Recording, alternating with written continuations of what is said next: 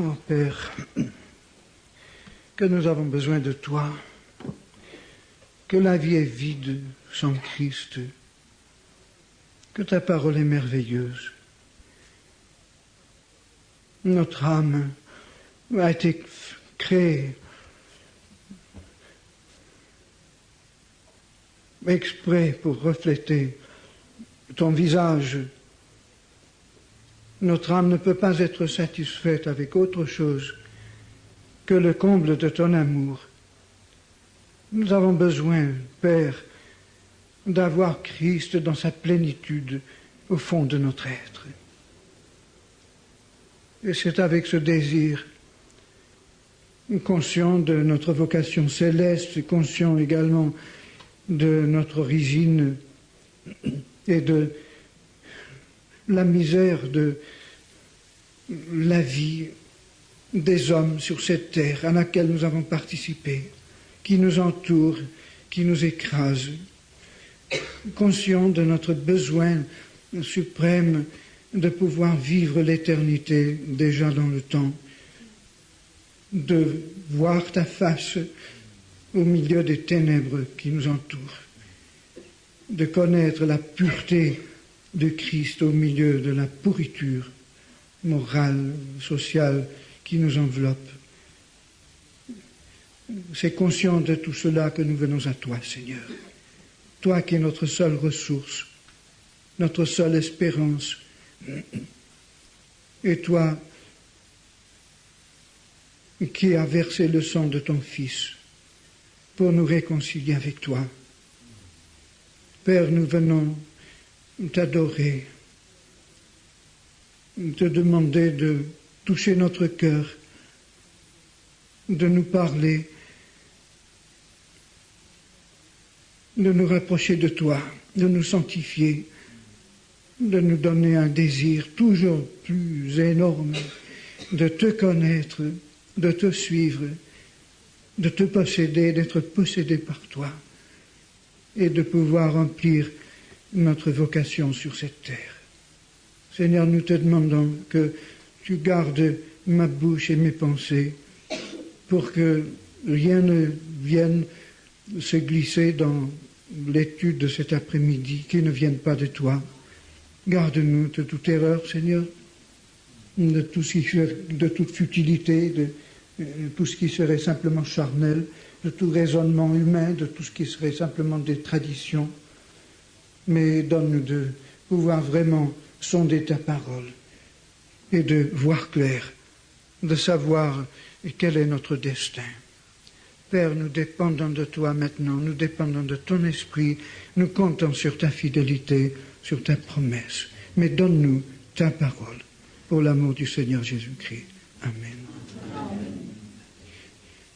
Dans l'évangile de Matthieu, nous avons un aperçu remarquable de l'évolution spirituelle des choses au cours de ces 2000 ans passés, donné par un jeune homme de 33 ans qui n'avait pas fait d'école de théologie,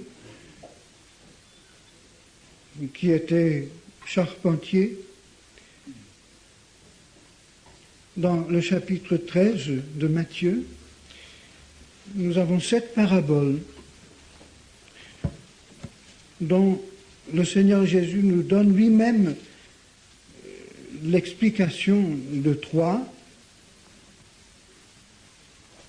Je vais essayer de voir avec vous le sens de cet enseignement du Christ qui est primordial pour la compréhension de la doctrine biblique de l'Église.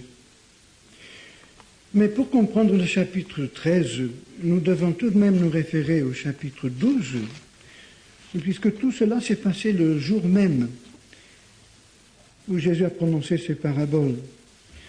Si nous mettons ensemble les 4 évangiles, nous pouvons bâtir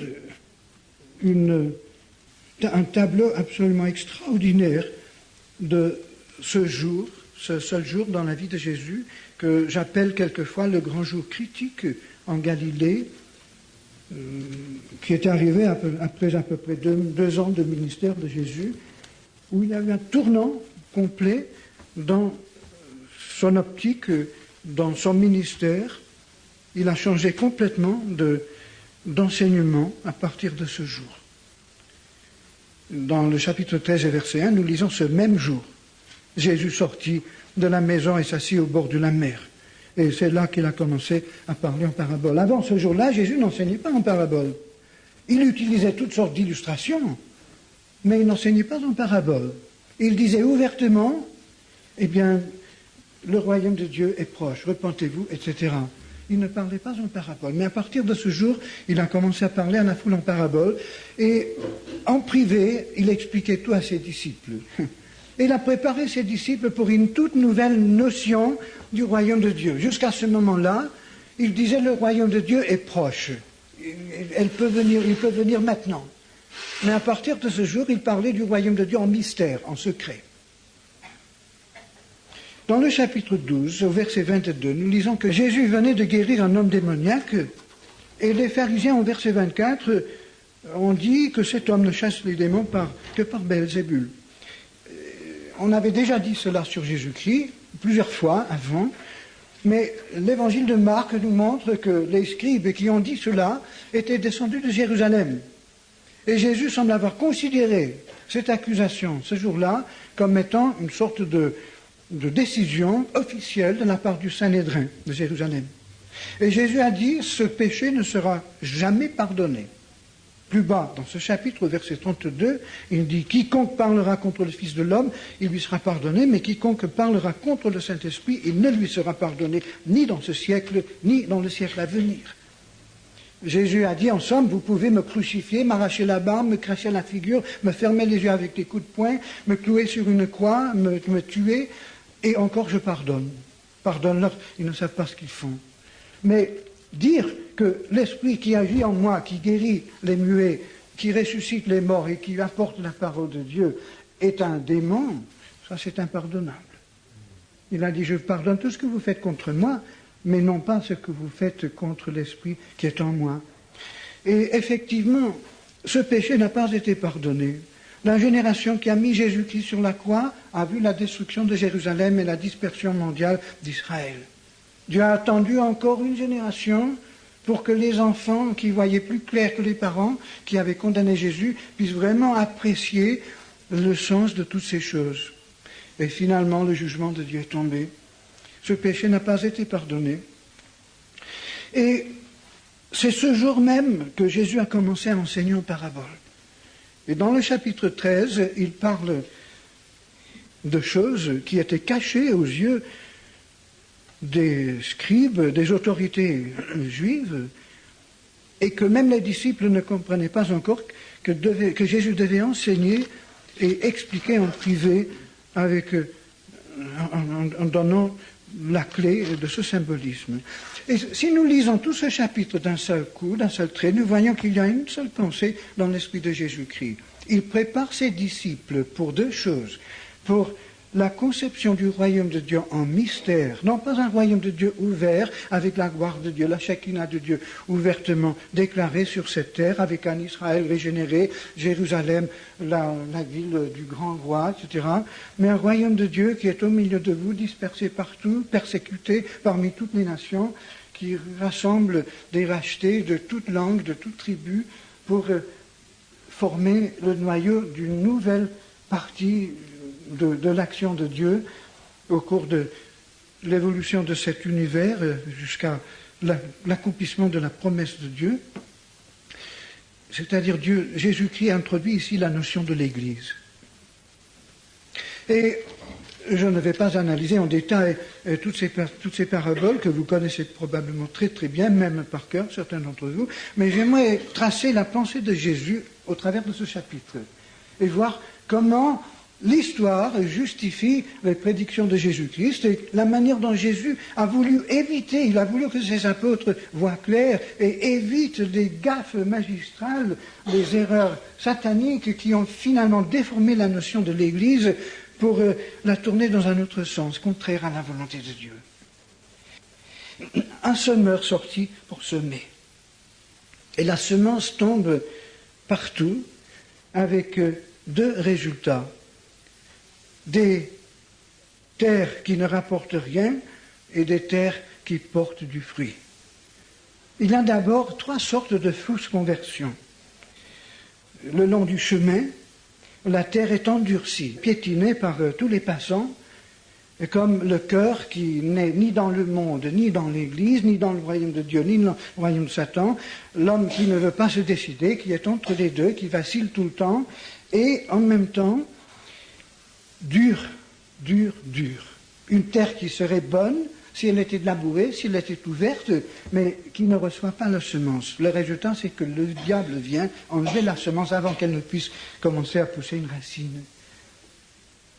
Ensuite, il y a la terre pierreuse, le cœur superficiel, qui reçoit avec joie l'évangile, mais qui ne permet pas que cet évangile prenne une racine profonde et accapare tout l'être, tout le subconscient, tout le potentiel de cette vie.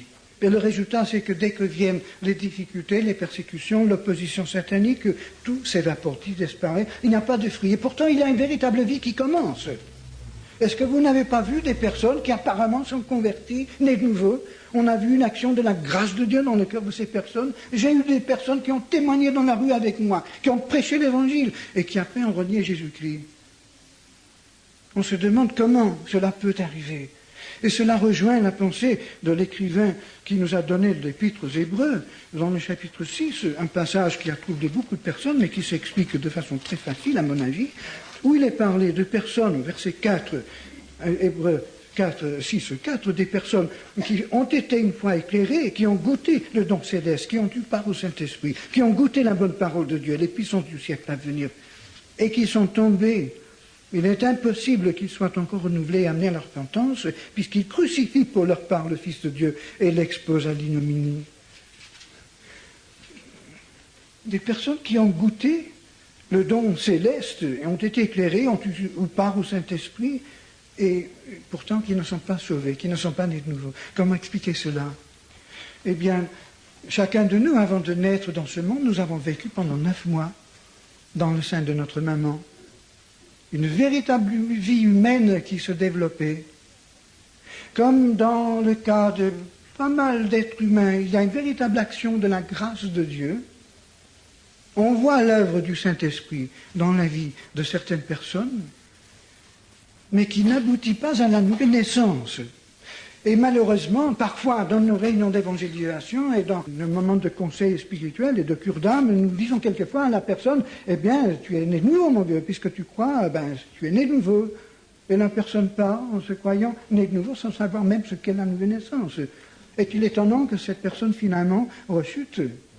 Nous devons être très sûrs, ceux d'entre nous qui faisons l'œuvre de Dieu, que la personne est vraiment née de Dieu, est vraiment née de nouveau et ne repose pas sur une simple interprétation d'un verset que nous pouvons donner à la personne. La nouvelle naissance est un acte de Dieu et l'homme n'y est pour rien. Le prédicateur, ou celui qui donne des conseils, n'est que la sage-femme en quelque sorte. Mais c'est Dieu qui fait naître, c'est Dieu qui crée la vie. Tout vient de lui. Alors il arrive que des personnes entendent l'évangile et prennent même une décision et semblent avoir une certaine vie spirituelle qui se développe, mais qui n'aboutissent pas à la nouvelle naissance. Pour Jésus-Christ, la nouvelle naissance, c'était quelque chose de fantastique. J'allais presque dire catastrophique. C'est quelque chose qui est comme un cataclysme qui fait passer de la mort à la vie, du royaume de Satan au royaume de Dieu, des ténèbres à la lumière. Et j'hésite souvent de dire à une personne, tu es né de nouveau. Vraiment, il n'y a que le Saint-Esprit qui dit dire à une personne, tu es né de nouveau. Il y a ensuite la terre épineuse, une bonne terre profonde, mais c'est le cœur partagé. L'homme qui ne veut pas tout lâcher, il veut garder encore une certaine emprise sur sa propre vie, il ne veut pas tout confier à Dieu. Et le résultat, c'est que la parole est étouffée. Pourtant, il y a une véritable vie qui se développe là aussi, mais il n'y a pas de fruits. 3 sortes de fausses conversions. Et puis le 4e cas, évidemment, nous montre quel est le cas de la véritable conversion. Il y a un fruit, il y a un résultat incontestable. Mais le fruit ne vient pas nécessairement tout de suite. Il faut parfois attendre pour voir le développement du fruit. Et là, dans ce cas-là, là aussi, nous voyons trois catégories en quelque sorte. Il y a des chrétiens qui portent beaucoup de fruits, il y en a qui portent beaucoup moins, il y en a qui portent même moyennement, il y en a qui portent 100, il y en a qui portent 30. Mais dans chaque cas, il y a du fruit. Et la marque de la véritable conversion, c'est qu'il y a un résultat incontestable. Une action du Saint-Esprit incontestable et qui dure. On parvient à la maturité spirituelle. La maturité, c'est le fruit. Le fruit, c'est la maturité. Alors, Jésus, dans cette parabole, avertit ses apôtres. Il leur dit, écoutez, vous allez prêcher l'évangile dans le monde et les gens vont répondre d'une manière ou d'une autre. Il y aura beaucoup de personnes qui diront oui, mais qui auront le cœur dur ou partagé ou superficiel. Méfiez-vous, disait Jésus, il y aura beaucoup de fausses conversions. Peut-être même 3 fausses conversions contre la seule vraie, qui sait. Et Jésus avertissait ses apôtres en leur disant, méfiez-vous, parce que même parmi ceux qui sont nés de nouveau, il y aura certains chrétiens. Il y en aura qui porteront beaucoup de fruits, il y en aura qui porteront beaucoup moins. Alors Jésus avertit ses disciples, déjà, quant à la nature du royaume de Dieu. Et il leur fait comprendre que là où l'Esprit de Dieu agira en conséquence de la prédication de l'Évangile, il y aura une action satanique qui entraînera une caricature de la vérité. Dans la deuxième parabole, celle du livret, le Seigneur Jésus pousse son enseignement plus loin. D'ailleurs, l'interprétation de cette parabole est hors de doute, puisque Jésus lui-même nous donne l'interprétation. Il nous explique que le semeur, c'est lui-même, que la semence, c'est la parole de Dieu, etc. La deuxième parabole, la parabole de l'ivraie, nous montre que le diable se démène exprès pour mettre de faux convertis dans le royaume de Dieu. Là où le fermier a semé le blé, l'ennemi vient exprès semer l'ivraie, la contrefaçon du blé, de la nouvelle naissance. C'est dans l'intérêt du diable de mettre dans l'Église de faux convertis. C'est son travail spécialisé pour confondre l'œuvre de Dieu, pour que l'Église ne puisse pas montrer au monde un véritable portrait de Christ, pour que le monde voit toujours une caricature de Jésus-Christ. Alors Jésus a donc prévenu ses disciples, avant même que l'Église ne naisse. Et dans la parabole de l'ivraie, Jésus continue à développer son symbolisme. Il ne nous laisse aucun doute quant à la signification de cette parabole, puisqu'il nous donne du verset 36 et la suite l'interprétation nette de... Il dit que la bonne semence, verset 38, ce sont les fils du royaume. Vous voyez la progression dans le symbolisme de Jésus. Dans la première parabole, la semence, c'est la parole de Dieu. C'est-à-dire, c'est la graine qui contient le code génétique et le germe de vie. Dans la deuxième parabole, ce germe a déjà poussé et il a déjà une plante. La semence dans la deuxième parabole, ce sont les enfants de Dieu, les enfants du royaume, ce qui est sorti de cette semence. Mais il y a une continuité dans ce symbolisme. L'un sort de l'autre, n'est-ce pas? Et Jésus dit que le champ, ici, comme dans la première parabole, c'est le monde. Mais dans cette deuxième parabole, il y a aussi la moisson. Et la moisson, Jésus nous dit, c'est la fin du siècle. Et en attendant, les anges, les ouvriers, les employés du fermier brûlent l'envie de venir faire le tri entre le vrai et le faux. Les anges, en voyant le mélange qui existe dans le christianisme, sont troublés. Ils aimeraient venir vite faire le tri pour séparer les vrais des faux, les brebis des boucs, la lumière des ténèbres. Et pourtant, Dieu ne leur permet pas, parce qu'il dit non, parce que vous risqueriez d'arracher le blé avec l'ivraie, ce qui signifie que même les anges de Dieu ne peuvent pas toujours faire la distinction entre un vrai chrétien et un faux chrétien. Tellement la caricature est proche de la vérité. C'est pour cela que Dieu ne permet pas que les anges viennent, fassent le tri entre les vrais et les faux chrétiens. C'est la raison pour laquelle l'Église continue depuis 2000 ans à héberger ces deux sortes de chrétiens, les faux et les vrais. Dieu permet de temps en temps un certain tri. Il permet que les anges déclenchent une certaine action vis-à-vis de l'Église. Il permet même que les anges de Satan déclenchent une action contre l'Église, des persécutions, justement. Et par ces persécutions, Dieu fait un tri. On trouve beaucoup moins de faux chrétiens dans les camps de concentration en Sibérie qu'ici en Suisse ou en France. Et Dieu nous dit, Christ nous dit dans cette parabole qu'à la fin du siècle, Dieu va permettre aux anges de faire le tri. À l'époque de la moisson, verset 30, je dirai au moissonneur, arrachez d'abord l'ivraie et liez-la en gerbe pour brûler, mais amassez le blé dans mon grenier. Moi, je m'attends personnellement à ce qu'il s'opère un grand tri au temps de la fin, avant le retour de Christ. Comment est-ce que Dieu va opérer ce tri? Personnellement, je ne vois qu'un seul moyen, c'est par une persécution mondiale. Évidemment, si tous les chrétiens, les vrais chrétiens du monde, voulaient que le tri s'opère par le Saint-Esprit, par la parole de Dieu, elle pourrait s'opérer. Mais le problème, c'est que notre foi est si souvent compromise. Nous acceptons tellement de conceptions médiocres de l'action de Dieu. Nous ne prenons pas à la lettre de la Bible, nous ne connaissons pas la Bible, nous ne l'appliquons pas systématiquement. Nous ne nous donnons même pas la peine de lire la Bible systématiquement. Et le résultat, c'est que l'ennemi peut s'introduire et faire des ravages un peu partout. C'est pour cette raison que Dieu est obligé de châtier son peuple. C'est pour cela que l'Église a dû subir tant de persécutions au cours de son histoire. Non pas que ceux qui sont persécutés soient nécessairement plus fautifs que les autres. Quand on lit l'histoire de l'Église depuis le début jusqu'à notre siècle, nous voyons que la plupart des vrais chrétiens se sont trouvés dans de petits groupements par ça, par là, que la grande Église traitait toujours d'hérétiques, et qui étaient des groupements qui étaient certainement imparfaits, mais qui étaient quand même rattachés à la Bible, à la parole de Dieu. Mais ces groupements étaient terriblement persécutés, mais justement parce qu'ils avaient la vérité, ils étaient attachés à la vérité. Mais si toute l'Église n'avait pas été infidèle, il n'y aurait pas eu ce châtiment. Et le châtiment tombe très souvent sur l'innocent. Et ça, c'est le problème du livre de Job. Pourquoi est-ce que c'est l'innocent qui souffre toujours, disait Job? Pourquoi est-ce que c'est l'homme bon et droit et celui qui craint l'Éternel qui passe par la fournaise? Pourquoi est-ce que le bandit roule toujours en Cadillac alors que le juste est assis sur le fumier couvert de sacs et de cendres ou en prison? Eh bien, ça, c'est le grand mystère. C'était le problème moral qui tracassait tous les prophètes de l'Ancien Testament.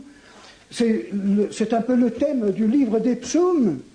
David, qui souffrait injustement, persécuté par Saül.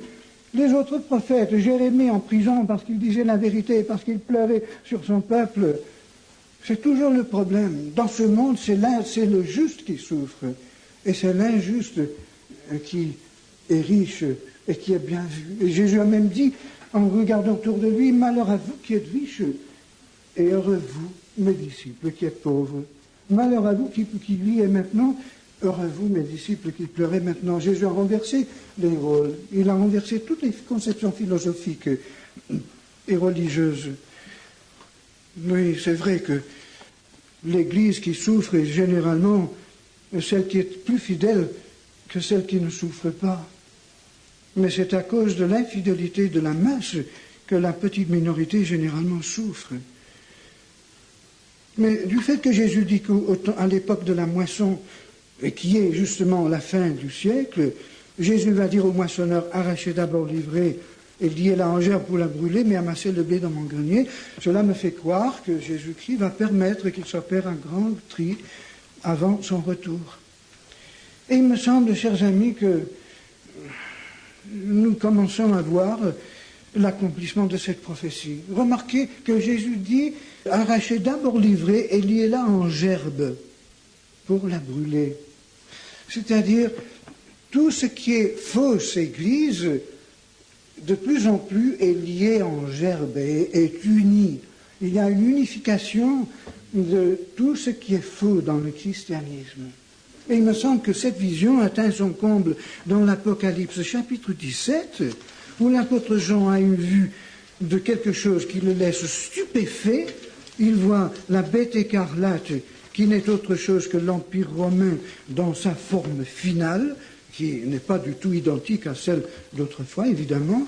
Et au moment où cette bête écarlate a 10 cornes, une fédération de 10 rois qui sont en tête de cette grande confédération, de ce grand système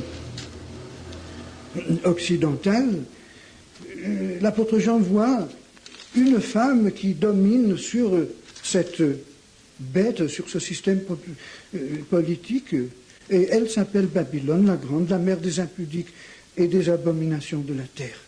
Versets 5 et 6. Et cette femme est ivre du sang des témoins de Jésus. Jean voit en vision, au temps de la fin, tout ce qu'on appelle l'Occident, c'est-à-dire la chrétienté. La chrétienté et l'Occident, c'est, pour ainsi dire, le même mot. Ce sont deux termes qui signifient aujourd'hui la même chose. Il voit l'Occident fusionner pour former un grand système politique, militaire, économique, avec 10 cornes en tête, 10 pays en tête. Et au moment où ces 10 cornes apparaissent, il y a une femme assise sur cette bête. Et Jean est étonné, il est plus qu'étonné, puisqu'il voit que cette femme passe pour être l'Église. Et pourtant, elle est vraiment Babylone. Et elle est ivre du sang de la vraie Église. Jean a été époustouflé de voir que l'Église pouvait en arriver là à la fin des temps. La fausse épouse du Christ, non pas l'épouse de l'agneau, mais la grande prostituée spirituelle. Et nous lisons à la fin du chapitre 17, justement, de l'Apocalypse, que les 10 rois vont se retourner contre cette femme et la détruire. D'abord, les 10 rois obéissent aux ordres de la femme. D'abord, il y a une coordination entre les deux choses, l'action de la femme et l'action de la bête. Mais à un certain moment, il va y avoir une révolution et la prostituée va être elle-même détruite par la bête, par les 10 cornes en particulier. Il y aura une révolution. Il me semble qu'au temps de la fin, nous pouvons nous attendre à voir tout ce qu'on appelle l'Occident aujourd'hui, et qui n'existait pas il y a quelques années. On ne parlait pas d'Occident il y a 30 ans, 40 ans, mais qui existe maintenant et que notre génération voit de façon absolument claire. Et tout cela consolidé pour sauver sa peau, pour sauver son identité, son existence face à l'opposition des autres blocs qui ont surgi dans le monde aujourd'hui.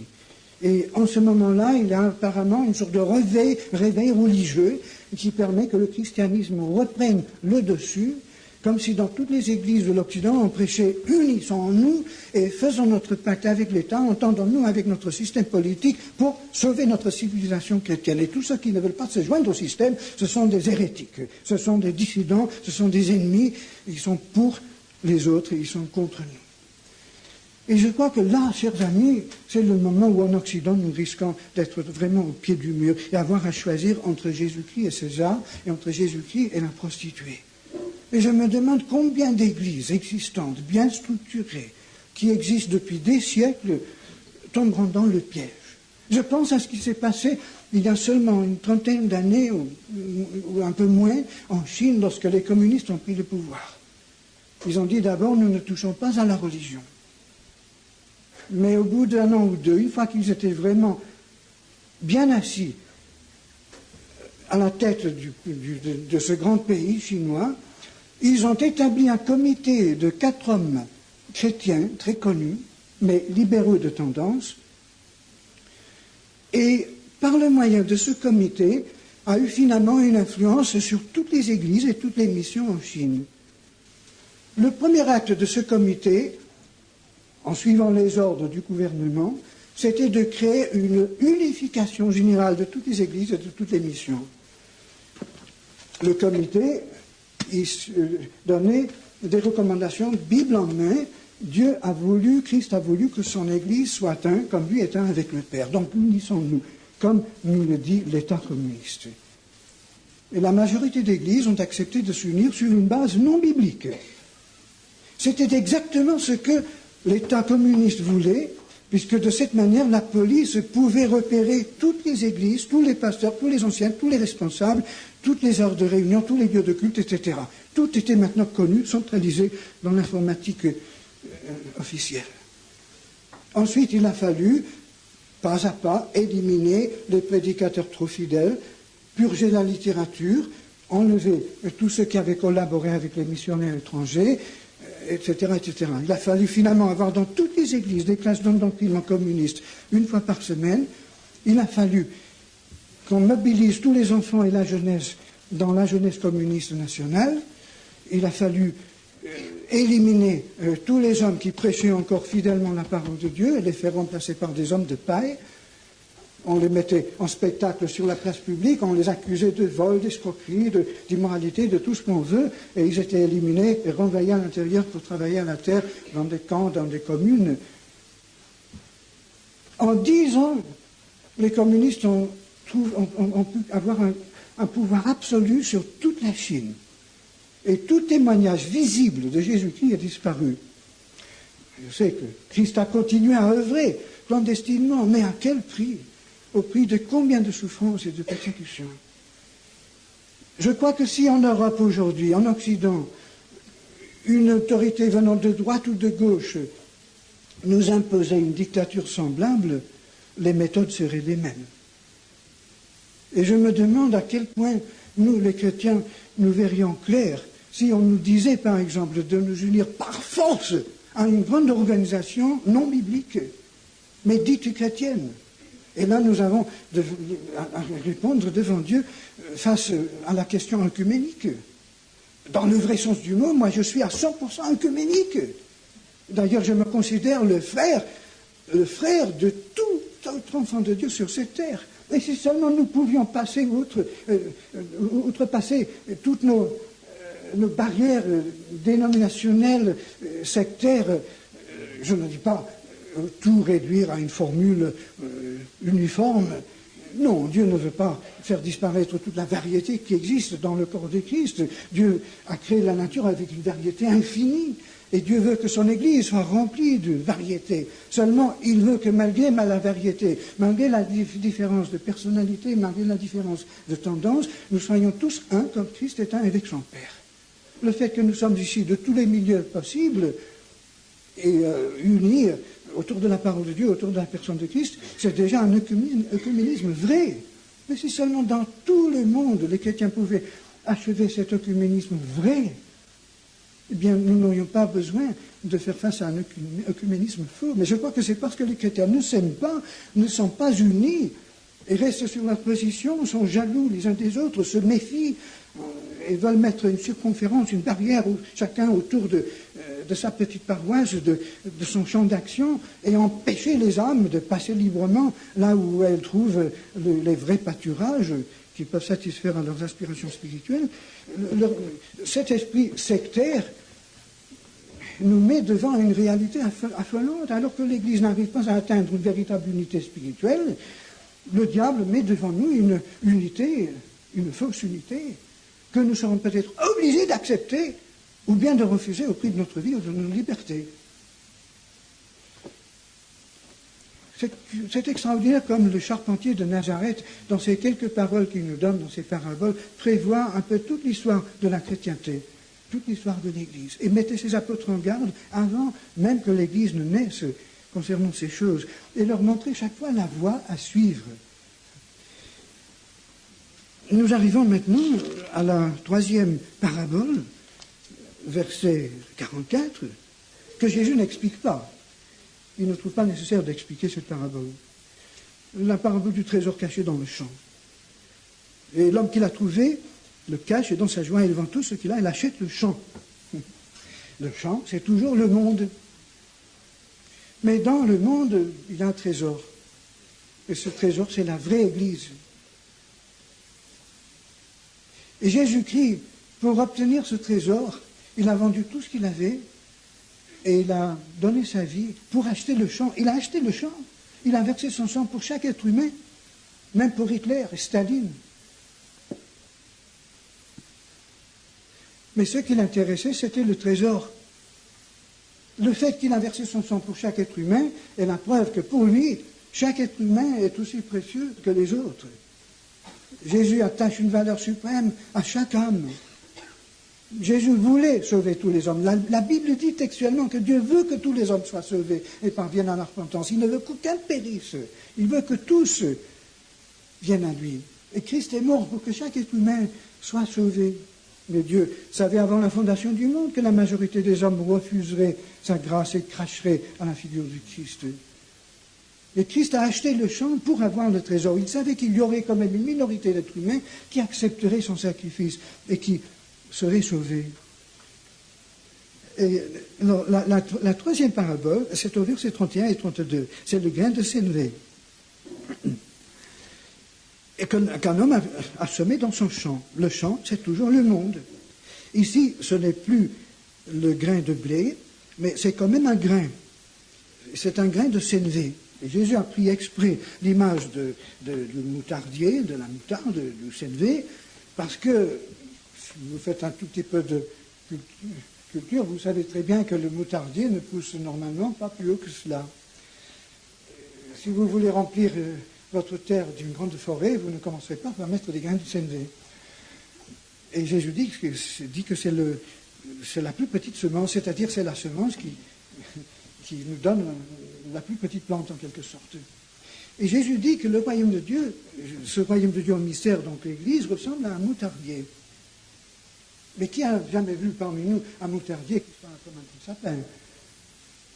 Et pourtant ça peut exister. Certains voyageurs nous racontent dans leurs ouvrages d'avoir vu des moutardiers qui étaient devenus de grands arbustes, qui pouvaient même loger des nids d'oiseaux dans leurs ramifications.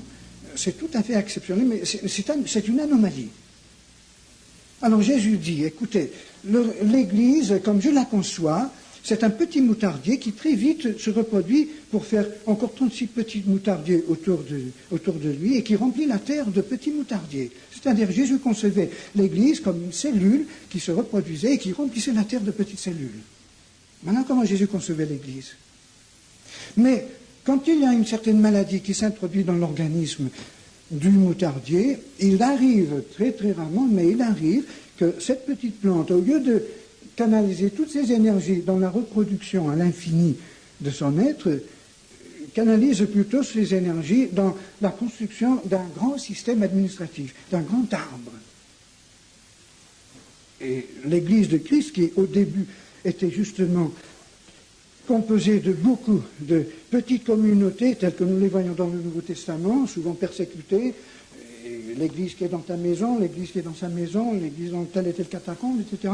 Cette Église est devenue, au bout de 2 ou 3 siècles, une fois que les grandes persécutions ont cessé, un grand système administratif. À partir du IVe siècle, lorsque Constantin a fait la fusion entre l'Église et l'État, et lorsqu'à la fin du IVe siècle, début du VIe siècle, Théodose Ier a fait que la religion chrétienne était la seule religion officielle tolérée dans l'Église, dans l'Empire romain, de manière à faire convertir par force tout ce qui était dans l'Empire romain, eh bien, le résultat, c'est que l'Église, au lieu de remplir le monde de petites cellules qui allaient se reproduire à l'infini jusqu'en Chine, jusqu'en Nouvelle-Zélande, en un temps record, a mis toutes ses énergies à construire ce grand système administratif qui était la grande Église du Moyen-Âge.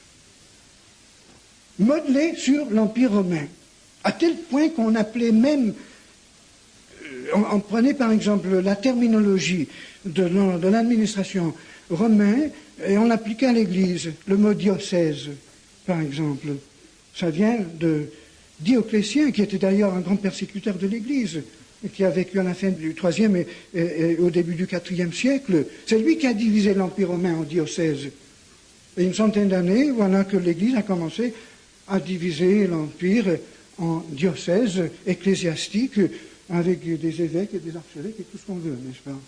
Mais tout cela était inconnu du temps des apôtres. Alors Jésus, dans cette parabole du moutardier, met ses disciples en garde, il a dit attention, l'action du Saint-Esprit sera tellement contrée par une action satanique qu'il y aura une déformation dans la conception de l'Église, dans l'évolution de l'Église. Méfiez-vous, tenez-vous sur vos gardes.